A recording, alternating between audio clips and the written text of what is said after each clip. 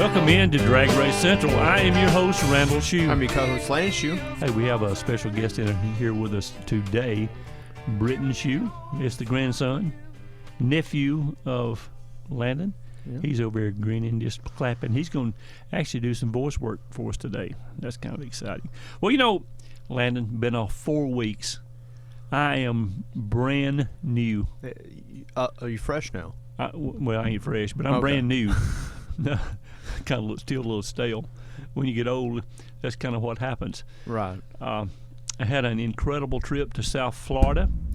I want everybody to know it was up in the day. It was 83 degrees on Friday. The other days it was high 70s. I was struggling. Oh, that's tough. I turned the air conditioning on in the RV, and it was nice. Wintertime's time to be there, that's for sure. Because I was 74 miles south of Tampa, in Bradenton, Florida. And we're having things freeze up over here. Yeah. I left here on Tuesday, and there was snow. It snowed on Monday, and there was still snow around here on Tuesday.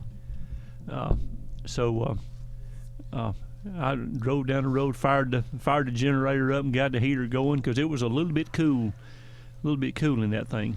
So I got the heat going, and I didn't leave till way up in the morning. It was 10 or 11 o'clock before I got everything done, and took off, went toward Atlanta. And the neat thing about leaving that time of day, I did not run into any traffic down there or back. That's good.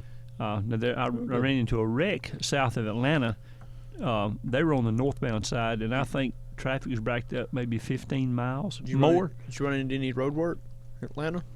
Well, you know, when Sherman burnt Atlanta in the Civil War, they started working on the freeways, and they hadn't got through yet. Yeah. Not really. Now, there were some cones on the side of the road, but absolutely non-event for driving. I don't believe you. You didn't go to Atlanta. I went through Atlanta. I don't believe you. Now you gotta have road work, or you're not in Atlanta. Well, I made a couple misturns. That's what it had to be. It said 85, and I was supposed to be on 75, and I had to go about 4 or 5 miles up, turn around, and anyway. But that was a non-event. So I got over south of Atlanta and stopped at the Summit store. Oh yeah, it's a cool place. Everybody going down, you got to stop at the Summit store. I walked in and just did some visiting and wandered around the place. There was a Ferrari on the turntable in the front, and a split window Corvette, a resto mod in there. 2 different kinds of styles. Yep, the convertible Ferrari. It was pretty sweet. Oh yeah. So I looked all around. You know, the only thing I got was a catalog. So got back in the RV and continued south, and you know, the chances of getting a speeding ticket in an RV, I'm sure it could happen if you pass somebody in a school zone or something. Other than that, about 67 miles an hour is just about perfect for an RV. Right. So I knew this wasn't an economy vehicle, so I made it to Cordell, Georgia. Cordell, yeah. In Cordell, pulled over and got fuel. And you get down to about a quarter.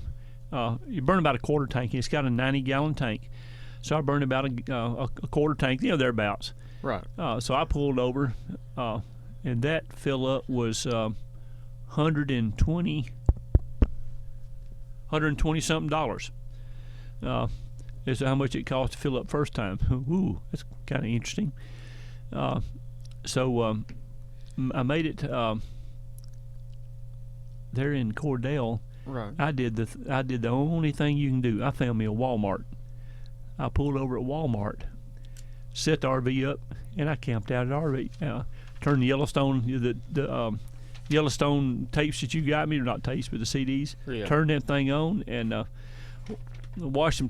Went to sleep. So got up in the morning. There were these green